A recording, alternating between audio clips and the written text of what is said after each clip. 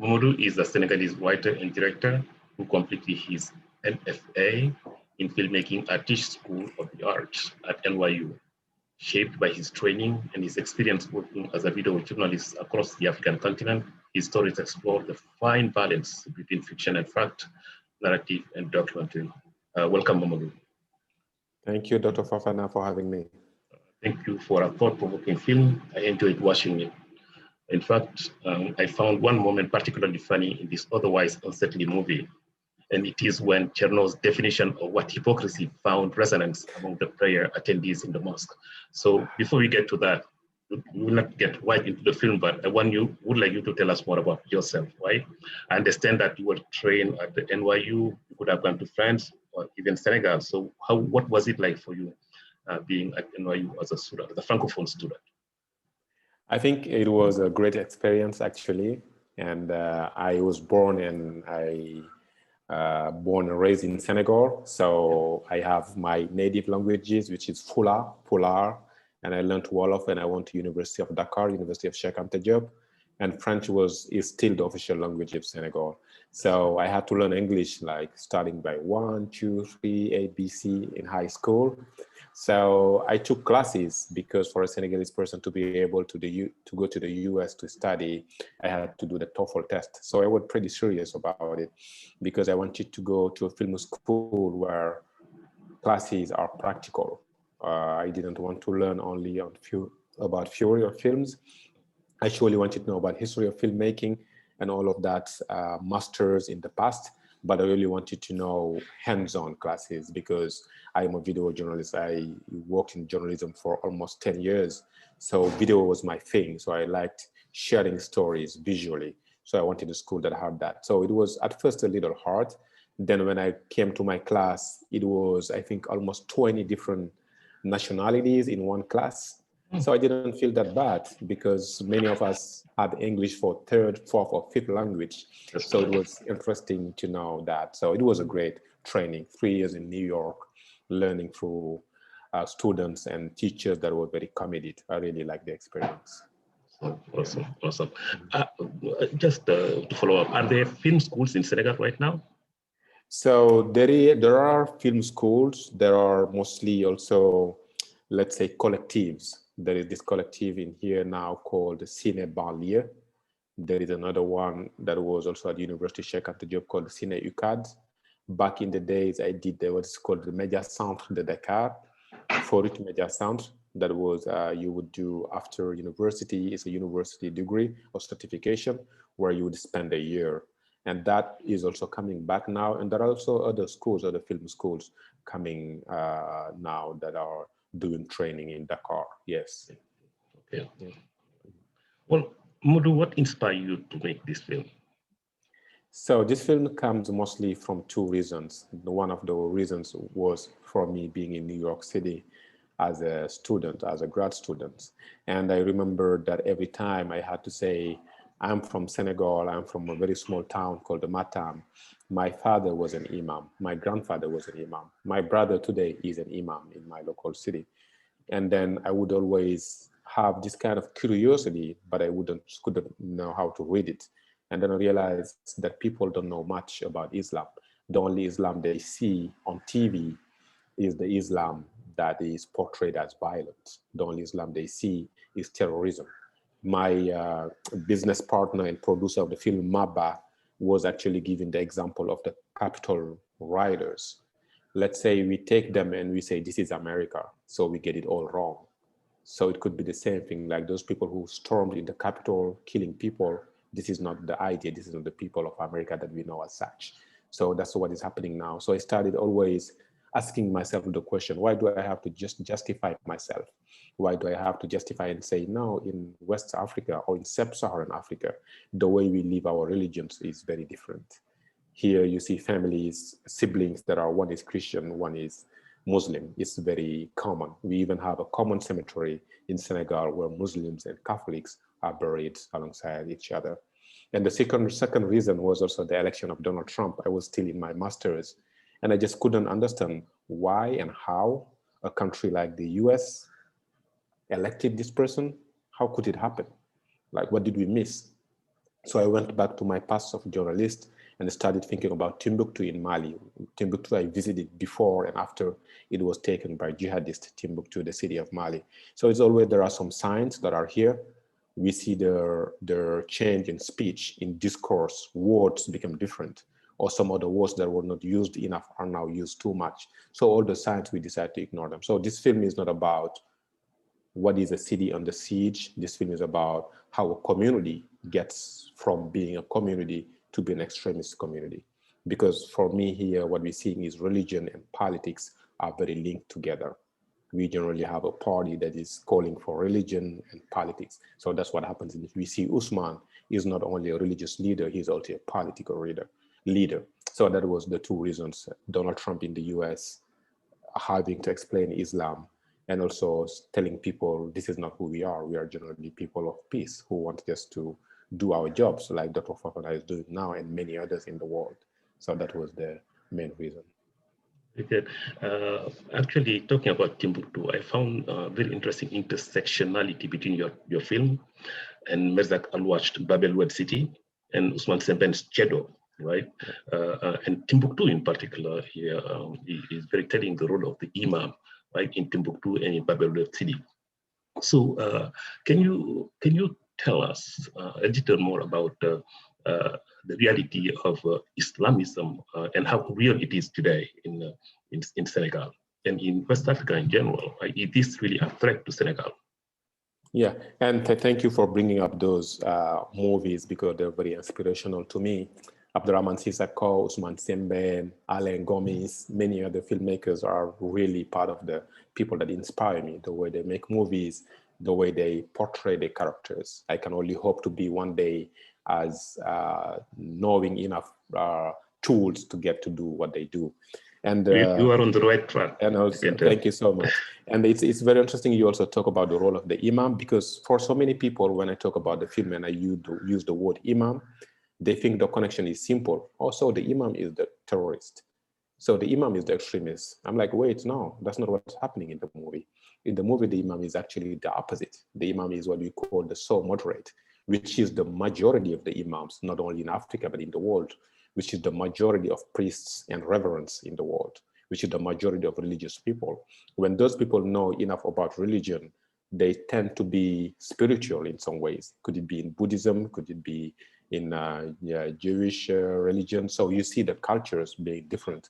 So people are getting more into the knowing of the people, respecting the people. I'm not a Buddhist, but I respect the Dalai Lama. I know his messages of peace. So that's the idea of this film. The Imam is that person who knows enough. And the Imam didn't want to be the chief. What happened is like the community used him and said, you are the only person who can help us. And this person happened to be your brother. So you have to do that. And the situation of extremism now is still happening in Mali, in northern Mali mostly, which is our neighbor in our east side. And in Burkina, it happened some attentats, and also in Niger. But in Senegal, thank God, we're touching woods. Nothing has really happened yet, but we don't want to be an island. We don't want to be this country thinking nothing is going to happen until it happens, until it's late. So that was also the aim of this movie when it's made, to bring the debate, to bring the people talking about it, saying, hey, those countries like Mali and Burkina and Niger, they're also peaceful countries. They're also very good people and very strong institutions who are in those countries, but yet it happened there. So it haven't happened in Senegal yet. We hope it won't. So, but we still want to have people say, try to recognize the signs, try to talk about it, try to be open about it, to know what it is and how it happens. Thank you for that.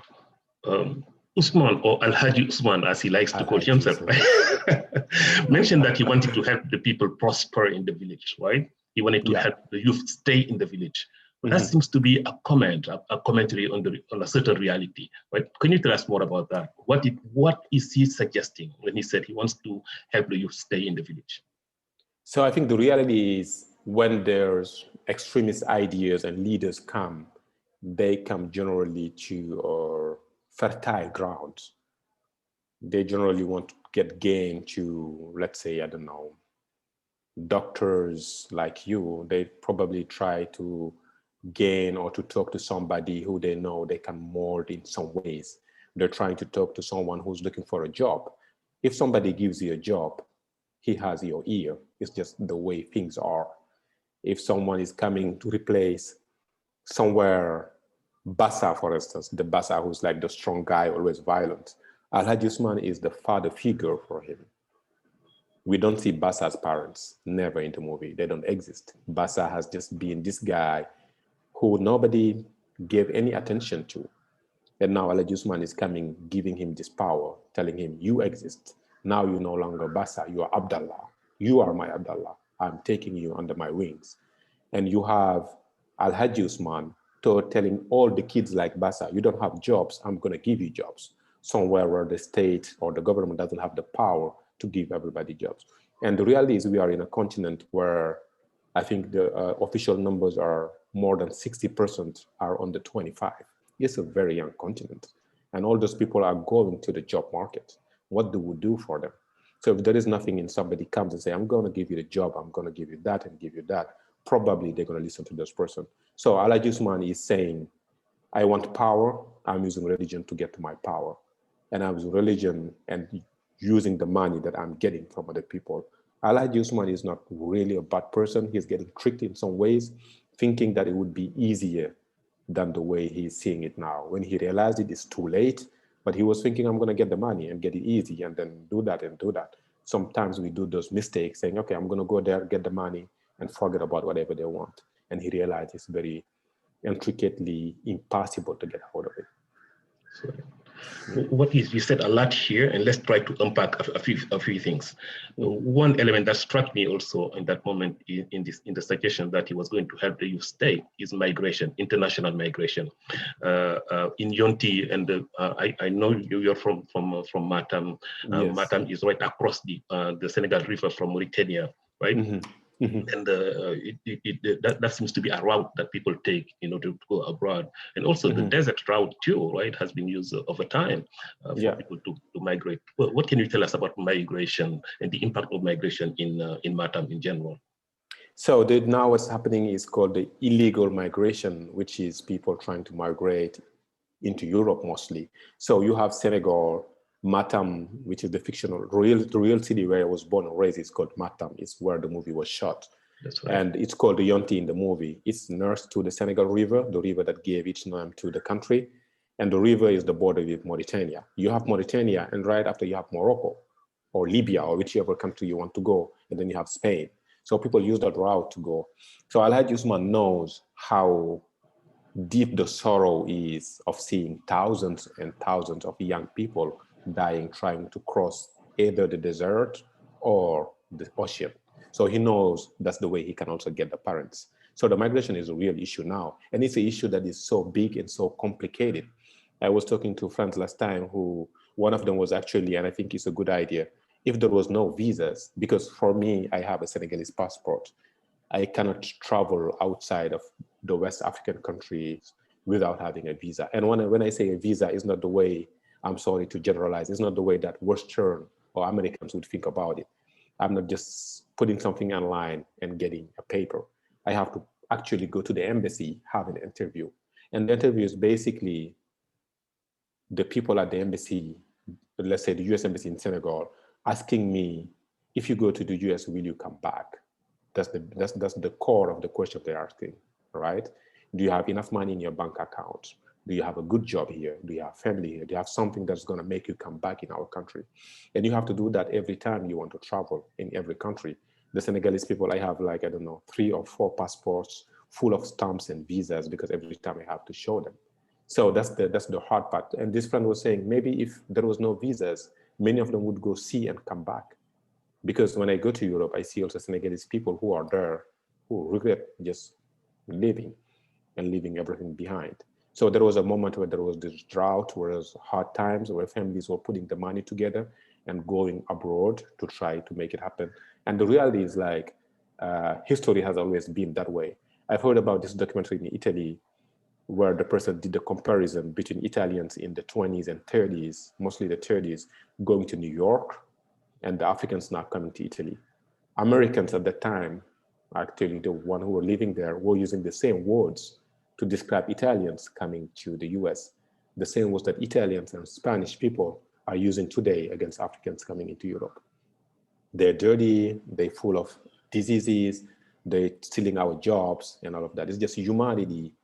I think just the craziness of humanity being, I don't know, just clueless is so wide in us that we just think about money, greed, and we forget about it. So migration has been always that way.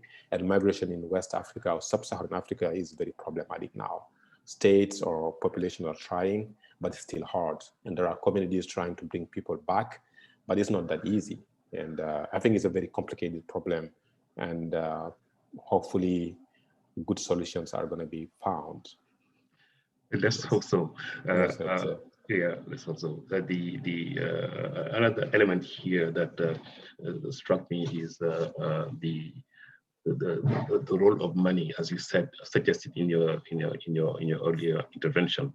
How the power that Alhaji Usman has is really because of the money that he's bringing in. I don't know if he knows where the money is coming from, but I don't know what if he understands the implications of his actions. But we know that the lack of opportunity, right, lack of hope, a lack of jobs, especially among the youth, literally makes them very vulnerable to these kinds of to people like Usman and to Sheikh and so on. So, from your perspective, is that also a reality here? That is, what is being done locally, right, to stave off these kinds of activities? Yeah, I think to just jump back about the money issue, there is this filmmaker, amazing, great filmmaker called Moussa Sen Absa, Senegalese filmmaker. And he was saying that they're talking about money, actually, that their biggest issue is the word success. So we've lived in a time where successful means money. People are no longer seeing the doctor in linguistics or in medicine or in, physics. If he doesn't make money, he's not successful. So whatever you are doesn't matter how much knowledge you have, how much you're bringing into the society.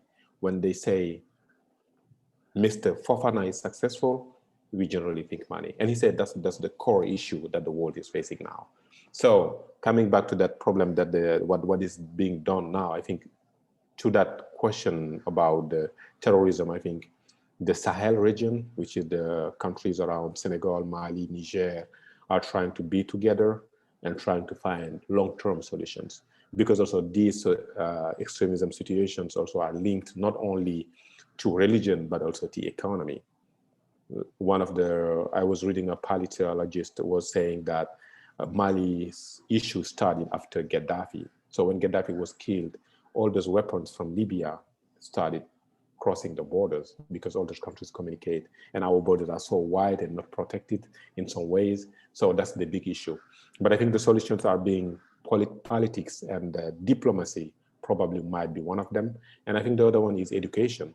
How do we get to know much about who we are, how to get to know much about our religion, about training, so people have those weapons where they can say no. It's very hard. Sekou Touré used to say, on n'a de la valeur quand on a la possibilité de dire oui. N'est-ce pas? Your no has value only if you have the possibility to say yes. So when you are in that situation, and also we say, as we say, like if someone is drowning, the person would hold on a machete to stay alive if he needs to. So how do we get to that? So I think the extremism is probably at the end of the issue. So the core issues being how do the society gets the knowledge, how do people get to the access to many lacking services so they could get that. I think it's the same thing, is a very good parallel to the US, where people don't have access probably to health insurance, they don't have access to the minimum wage, they don't have access to many other things, to free schooling, free education. In Senegal, education is free. We went to university in Senegal, it's all free. So how that gap can also be filled. So it's not for me, or I don't have the knowledge, or even I don't even know how to start thinking about the solutions, but probably people that are better trained than I would ever be would know how to get to tackle that. You attempted to address the issue. I think it's implicit probably, but the mayor and the role he represents, the role he plays in the movie, right? His failure the dissatisfaction of the people with him, I think is in a way, right? One of the reasons why there are so many issues. That's why what he keeps making promises, coming back to the village only when he needs their votes, right? And not never doing anything in practice. Now, that's the difference. Unlike Al-Haj Usman, who right there was able to bring them seeds that they much needed, right? They were asking for water, right, for irrigation and so on. So don't you think those are probably, that's a critique of the political system or our political leaders? Yeah. I mean, the political system is not, it could be better, that for sure. We know politics, especially for us who are not from Dakar, living in the other cities, and we live in the majority world, is generally the capital city has everything. If you have to travel, you have to go to Dakar airport. Dakar has whatever you need is in Dakar. But now it's getting better, but still, like the towns and the cities outside are just suffering. The university used to be here. Everybody has to come to Dakar to go to university. That was the thing. So that's right. The people like Al-Hajj Usman, they can only thrive where there is something left for them to take. If the state or the community or whatever entity was giving jobs, taking care of kids, families, everything is not, and this failure is not an individual failure, it's a failure of a whole system where parents have to work 12 to 14 hours a day to put food on the table. It's hard for them also to take care of the education of the kids, like the education at home. So that's also the issue. So that's true. Al-Hajj Usman comes, gives them, people like Bassa gives them the warmth and the recognition they want, gives people like Demba the money they want, gives people like other kids the wife they want. So he's like a kind of a mastermind, knowing whatever one of us is missing and giving up to that. And that's the big danger. That's right. That's right. Well, let's talk a little bit about the role of women in this particular movie. I found the movie, I found particularly two women particularly strong. Right, Nafi's grandmother is one of them. Right, she's highly respected in the community, and she's a central figure in the family. Right, Nafi herself is brought up to be a very independent person and an outspoken person. What can you tell us more about the role of women in the film or in this particular community? Yeah, I think for me it was very important to talk about women in that way because I grew up in a family where women had a lot of power. My grandmother, my mother, my sisters, really strong women. And you probably surely know the novel L'Aventure Ambiguë of Cheikh Hamidou Kane, which also talks about La Grande Royale, who is a woman in the past, in the colonial time, in northern Senegal. So we live in societies where women really have the power, but the power is discreet. It's not the power of men yelling over the top of their lungs that I am the powerful one or hitting their chest. So women have that power. I knew that every time I wanted something, I would tell it. If I tell my mom that I want something, if she really wants it, once that I get it, I will. So this is the power. And when the women take the decision for something to happen, it will.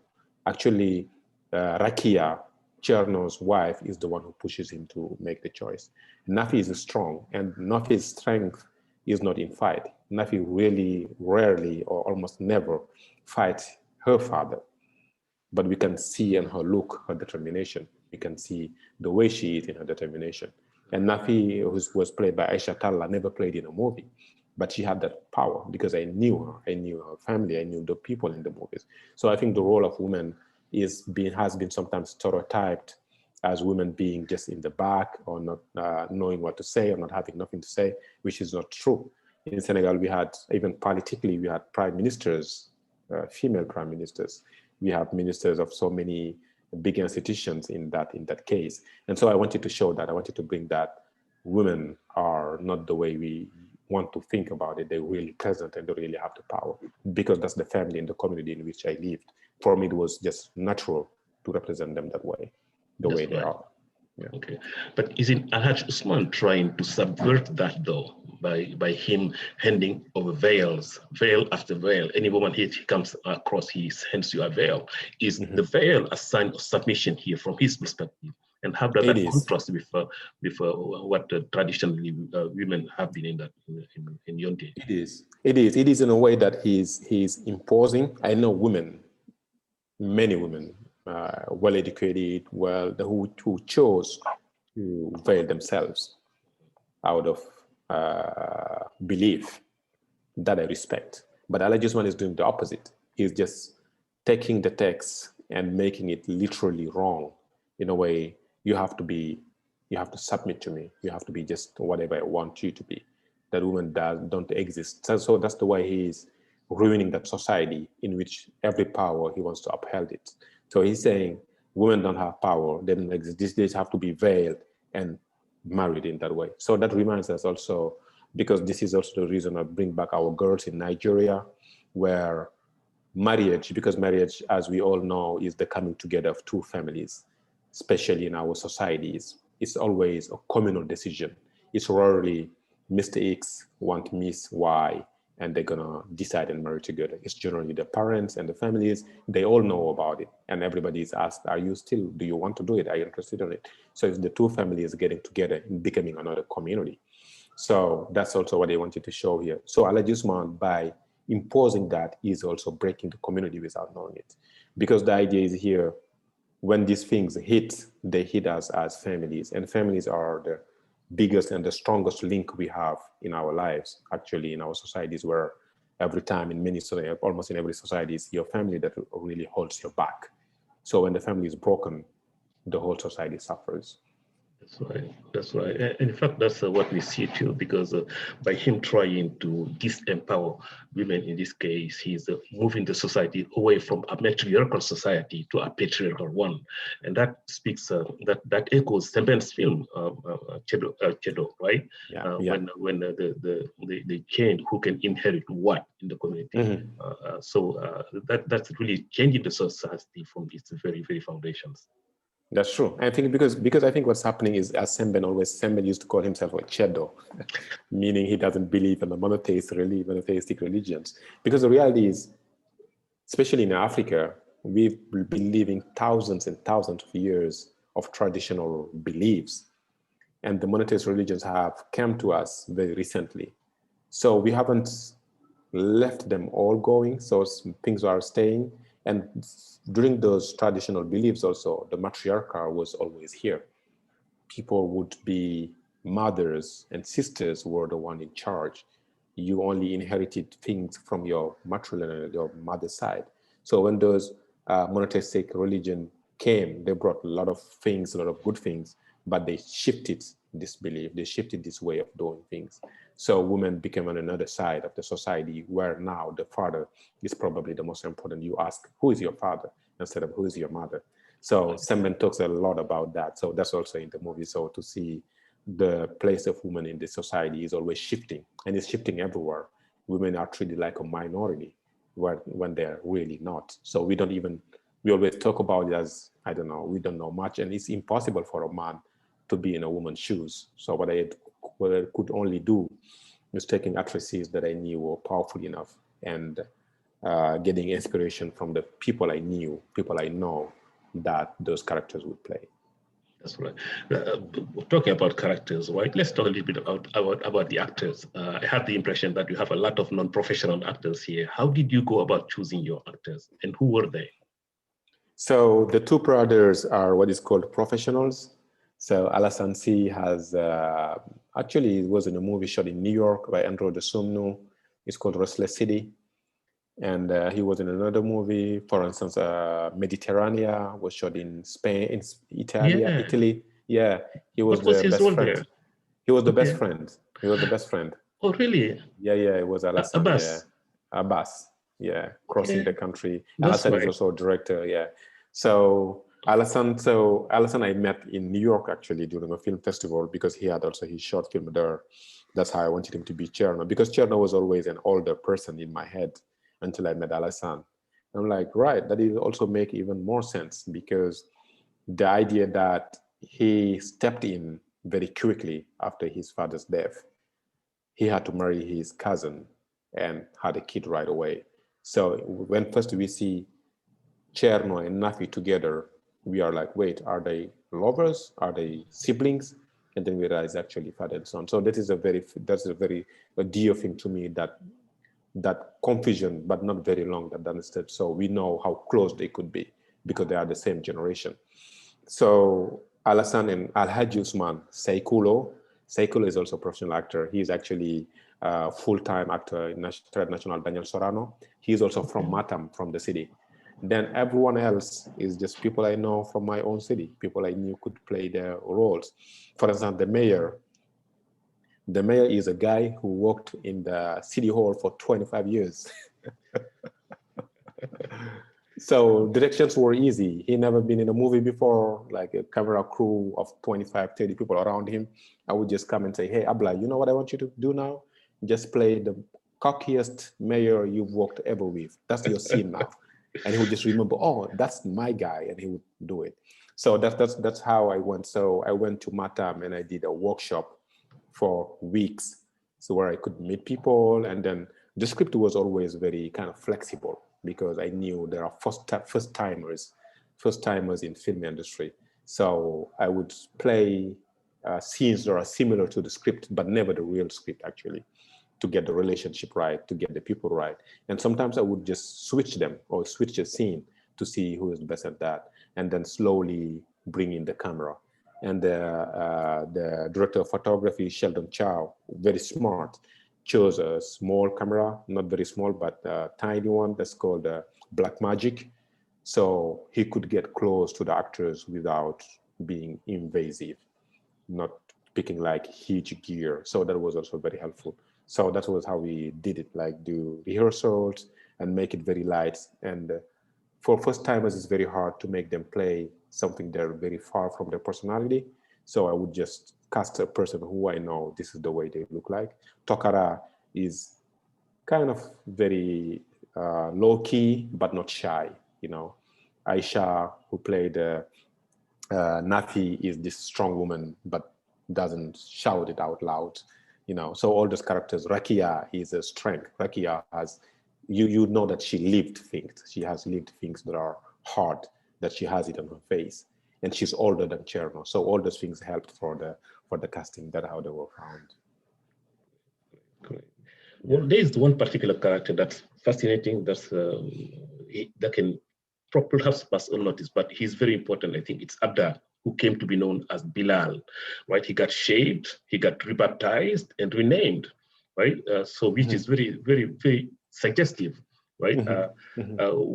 What can you tell us more about him? And because there is something also premonitory about him, right? At the end of the film, he's the one whom we see shouting on top of Usman's tomb, Alhaji Usman, right? But can you tell us about him? So yeah, Abda, for me, Abda is the young kid. Abda is the future. Abda is the child of today. So Alhaji Usman has charisma. I think that's also the good and the bad thing with all those people. When they come with very bad ideas, they have the charisma to bring people in. So Abda has been marked by Alhaji Usman. Alhaji Usman is going to stay on his mind. So it's probably also the same way the internet is happening now with all these young people, with computers, with social media. It's going to have an impact on them, but we still don't know. Abda could be shouting Instagram or Twitter. He knows this is something that he's getting some power and some knowledge and there is a connection. Abda is feeling something for Alhaji Usman. He's feeling that something powerful is coming from that person. He's done something, but he doesn't know what it is yet, right?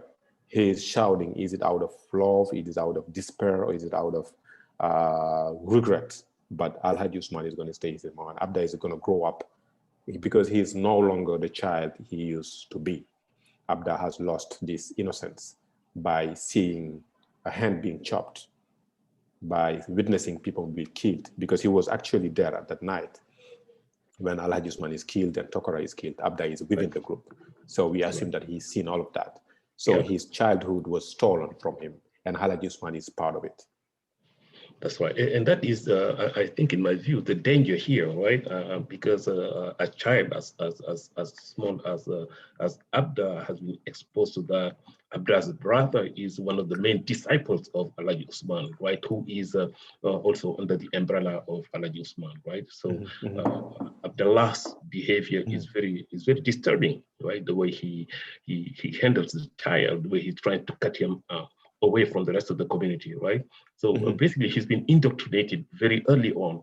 Is that an indication that he might be the future Alhaji Usman or the future Abdullah in this community, spreading those ideas and yeah, he could be. So the idea here is like Abda is the future that we want to be here to see.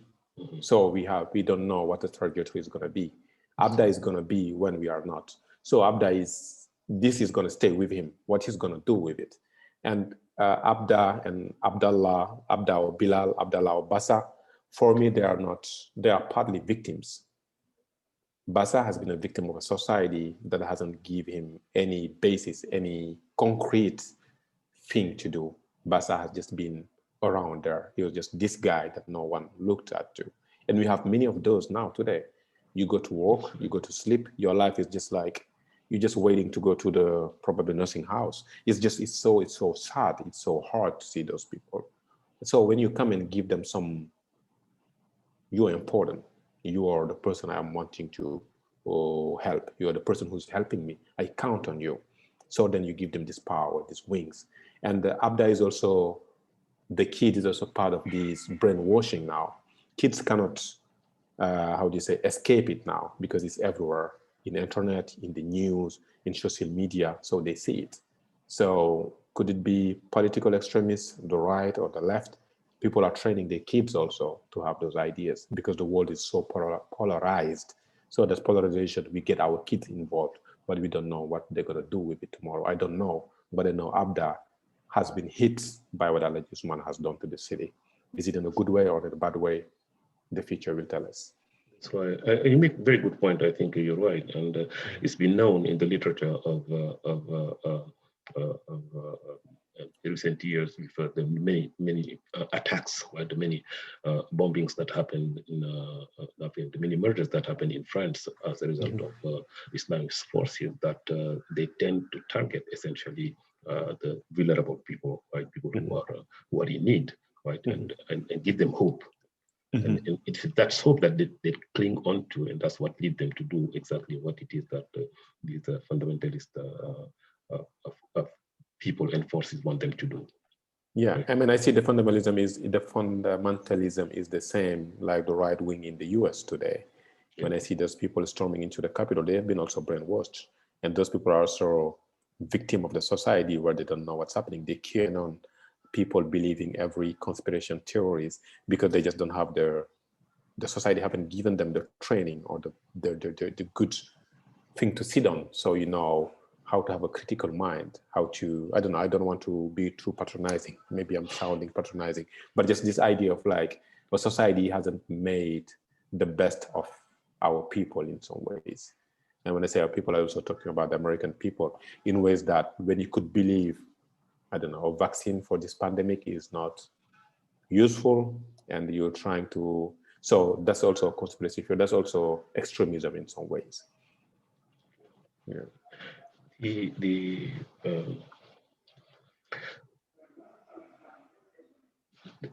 was going to say the target audience for this film. Who did you have in mind as the target audience when making this film? Has this film been seen in Yonti, in Matam? Has it been seen broadly in Senegal? How was it received? Yeah, so my business partner and I, under the umbrella of our company, Joy Didi, we produced this film entirely. So this film doesn't have any co-production from any other country. It's a Senegalese 100%, how do you say it? Production. And it's like all made by ourselves. We've been lucky that we had the best technicians in Senegal who believed in it and who came to help us. Wow. They came to Matam, they stayed a month. Those are the people who made Atlantics, the people who made Félicité by Alain Gomez, the people who made so many great movies. So we decided, and we were very clear in our heads, the national premiere of this film, the first time this film is going to be shown in Senegal is going to be Matam. It's regional pride, right? Yeah, of course. So we bought a inflatable screen. I don't know, 5x6 or whatever it is, a huge inflatable screen. We bought a video projector. We rented a minivan. We hopped in it, and we collaborated with Centre Yenenga, created by Alain Gomis, and we showed the movie in Matam every night. It was 2 nights in a row. 400 people showing it. The Q&A, we had to cut them. It were longer than 2 hours. People that have never seen themselves in a big screen. And it's very interesting because for the first time, actors, they had this worry about people coming and film them and doing whatever they want to with it. It's just this interesting idea probably happened in the past. So they were relieved, actually. It was a very interesting word they would be using, because, you know, when you're an actor, you get just your part. Even when you get the script, it's very hard to know what the whole film is. So you would get a part and play today, and then 5 days later, you call to play another scene. So when they seen it together, all tied together, they were very happy with it. And so so we toured in Senegal. We went to Matam, we went to Saint Louis, we went to Thiès. We showed the film in Dakar at the University Cheikh Anta Diop of Dakar. We showed it in other places in Dakar. That's what. So the first audience for me is Senegal, because those questions are our questions. How do we ask ourselves what to do and how to recognize the signs? And then no need to antagonize anyone. So it was just showing ourselves in a beautiful landscape, beautiful faces, but talking about something very important. So whoever sees the film from outside, you could also see it. Somebody used about the Shakespearean characters. None of them is good. None of them is bad. Cherno, as progressist as he is, he still wants his daughter to stay at home. He doesn't want her to go to university. So those characters are still in there. So for Senegalese people first, and for the whole world, because it's a family drama. It's a father-daughter love story. And that's what sticks. And that's what we want to stay when you leave the movie. It's first a father-daughter relationship, and then opens up to a community, and then to a whole town. And it could be a country. No, you're totally right. They're all complex characters in many ways, right? Cherno is very close to his daughter, and that's commendable, right? He's very liberal in his way of approaching her as an imam, right? As a religious person. I mean, that seems to be even contradictory, given what we know about Muslims in the context of education, right? But he's very liberal, and he wants her to be independent. Yet you're right. He is worried that she probably should not go to university and so on. He's not very supportive of that. Those are some of the contradictions. He has his own limits as a father, and I think all fathers suffer from that also. At some point, when they have to wave and say, "I'm gone," and will they be back, or will I be here when they're back? Because probably Cherno won't be here when Nafi is back, if she ever comes back. So that's also the whole weight of what he's feeling. He's also sick, and he is not doing well. That's right. And one other interesting part is him wanting to give her the agency to do what she wants, but not wanting to let her choose her husband, right? And he clearly didn't want Tokora to marry because of Tokora's father, right? Yeah. So he went ahead and started matchmaking, right? It didn't very well, but he tried.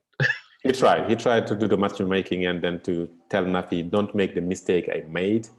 I was married too young, and I knew it wasn't probably the right person for me. So I want you to take your time to pick the right person. And this whole game of matchmaking, he knows Nafi is not take any of them, but he wants to put in the doubt in her head.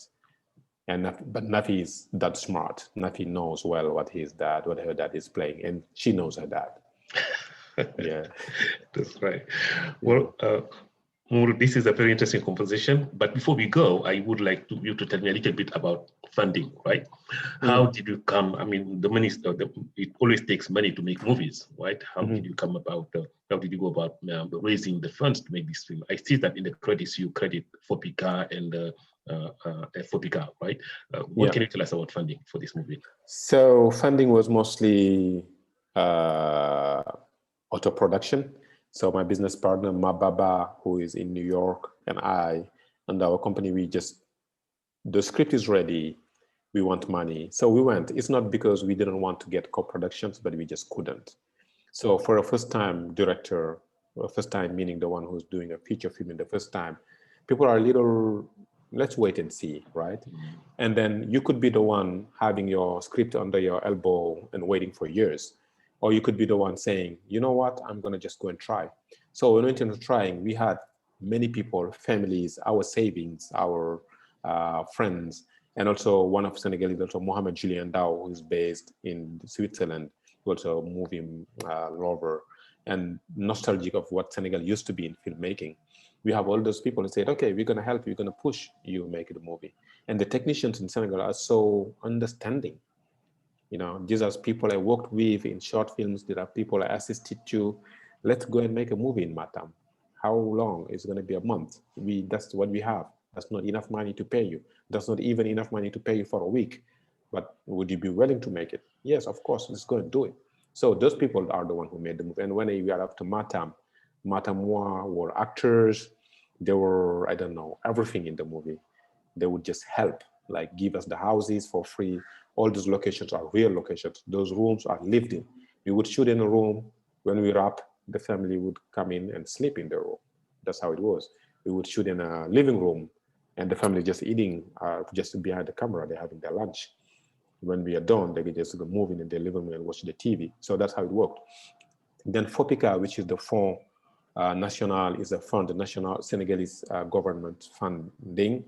When we got into a Locarno Film Festival, because we did send an edit, the first edit was called the rough cut, which is called the cut of the film. They said, we really want to have this film in our festival. Now you have to raise to do the post-production. And fairly enough, post-production is almost as expensive as production. Post-production meaning whatever happens after you already shot the movie. So you have to pay the editor, you have to pay the color correction, you have to pay the sound design, you have to pay the music, the person who scores the film, Gavin Breivik. You have to negotiate the rights for the music. Baba Mal was so nice. He did Black Panther, but he was still nice. He's still a nice person who gave us his music. So all those people, you have to, then FOPICA stepped in and say, okay, now we're going to take care part of the post-production.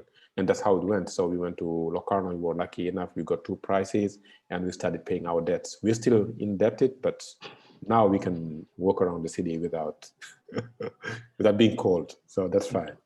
Yeah. Is there a reason to hope that this movie will get a wide distribution? Where do you stand in distribution?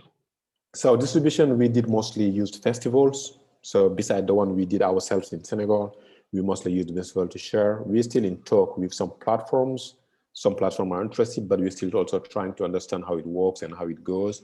And also trying to understand how the market, because now with COVID, the market is very weird. You know, there is no theatrical. We were supposed to have this film in theaters in France. It has been moved so many times that now we don't know when it's going to happen. You know, that's also part of this. In the US, we're still looking for platforms and we don't know. We're negotiating with some of them. So let's see. For now, that's where we're at. And I mean, also the Oscars had helped a lot when the movie was chosen to be the official entry of Senegal. Then we got also more people seeing it. That's just the way it is now. So we don't know what's going to happen next, but fingers crossed. Yes. In the meantime, are you planning on working on something else? What's next for you?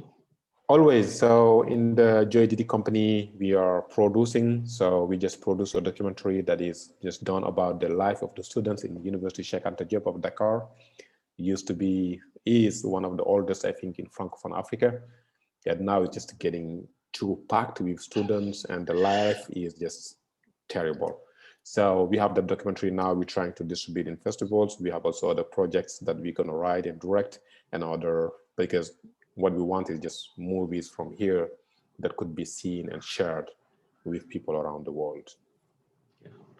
Yeah. Well, Mamadou, thank you very much for this opportunity, and thank you for your clarification intervention. Thank you, Dr. Fofana. Yeah. And I want to thank all the audience who came to watch the film in this winter, and a film from all the way from Senegal. I really thank them, and you are the reason why we make movies. So keep helping and showing and seeing the movies. Yes.